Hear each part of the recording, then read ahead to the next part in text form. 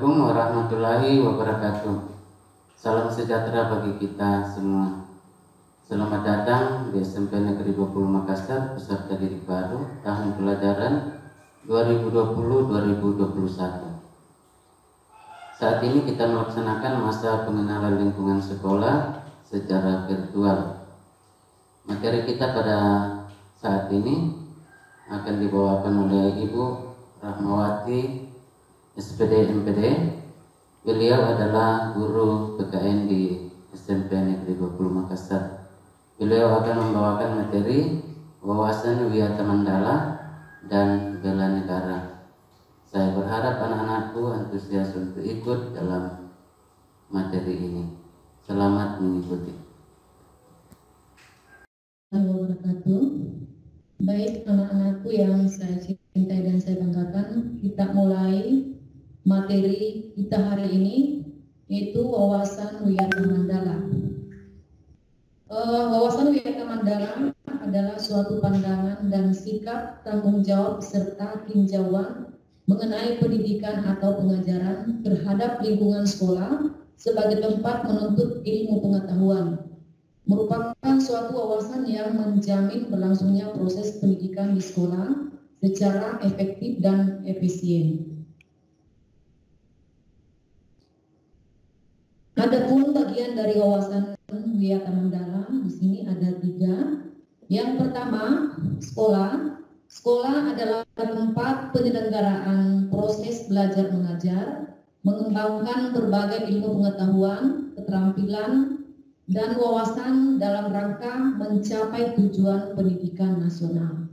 Yang kedua, fisik sekolah. Yang termasuk fisik sekolah di sini adalah gedung, perabot, bangku, meja, perpustakaan, laboratorium, dan lain-lain. Yang ketiga, peran serta siswa. Semua para siswa berkewajiban ikut serta merawat fisik sekolah dan menjaga serta menggunakannya sesuai dengan fungsinya. Selanjutnya, unsur wawasan Wiyata Mandala. Yang pertama, sekolah merupakan lingkungan pendidikan. Yang kedua, kepala sekolah mempunyai wewenang dan tanggung jawab penuh atas penyelenggaraan pendidikan dalam lingkungan sekolah.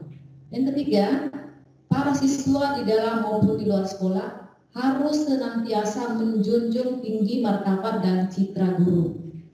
Keempat, sekolah harus bertumpu pada masyarakat sekitar dan mendukung antar warga.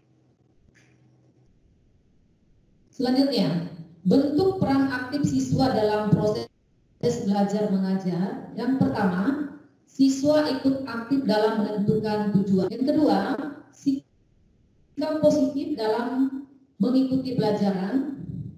Ketiga, ciptakan suasana akrab. Keempat, menggunakan setiap kesempatan dengan baik. Kelima, terlibat secara aktif dalam proses belajar mengajar, mengajukan pertanyaan dan menyampaikan ide. Selanjutnya, kondisi yang mendukung pelaksanaan wawasan Wiyata Mandala. Sini yang pertama, menaati peraturan tata tertib sekolah serta kepemimpinan kepala sekolah.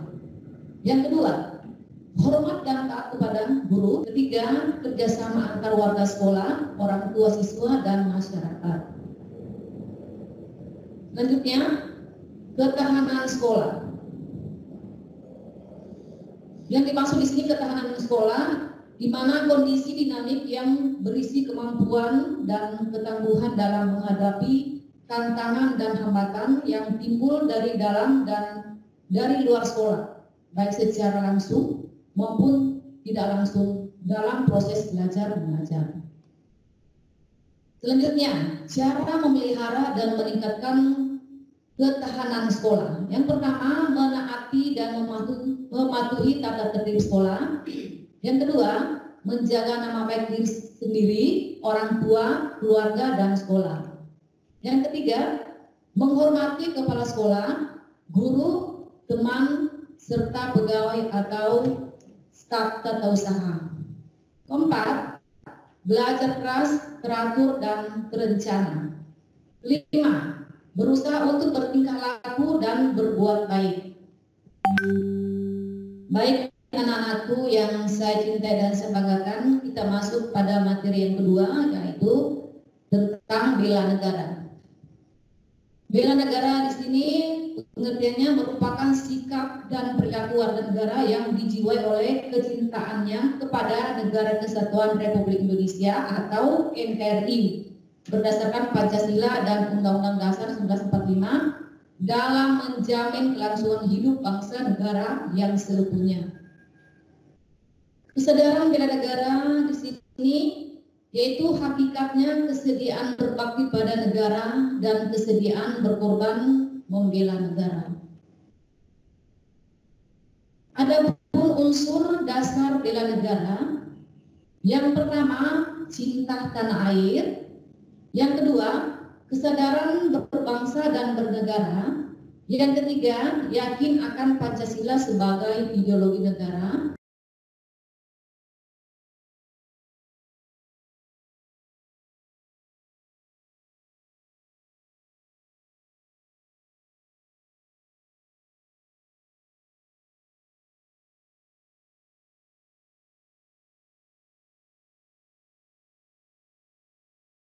Yang keempat, rela berkorban untuk bangsa dan negara. Dan yang kelima, memiliki kemampuan awal bela negara.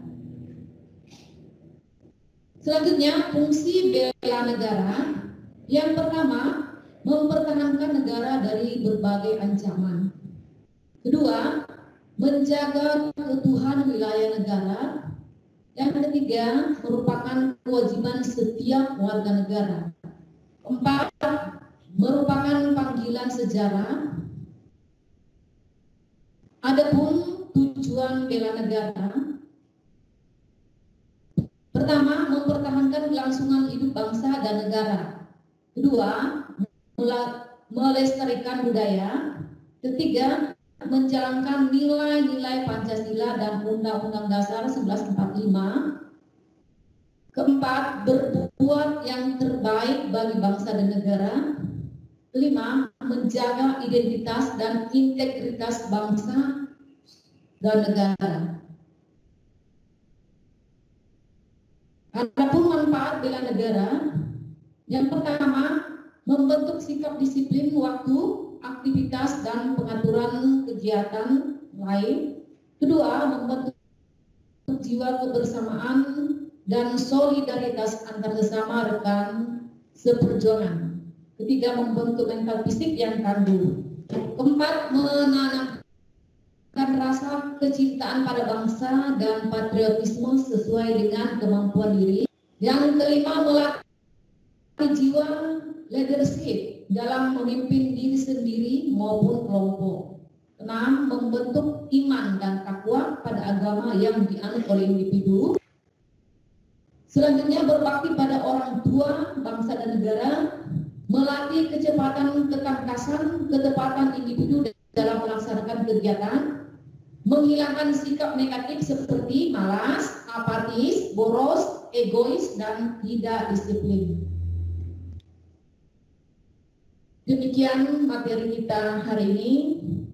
Mudah-mudahan bisa bermanfaat buat anak-anakku yang saya banggakan. Sekian, Assalamualaikum warahmatullahi wabarakatuh.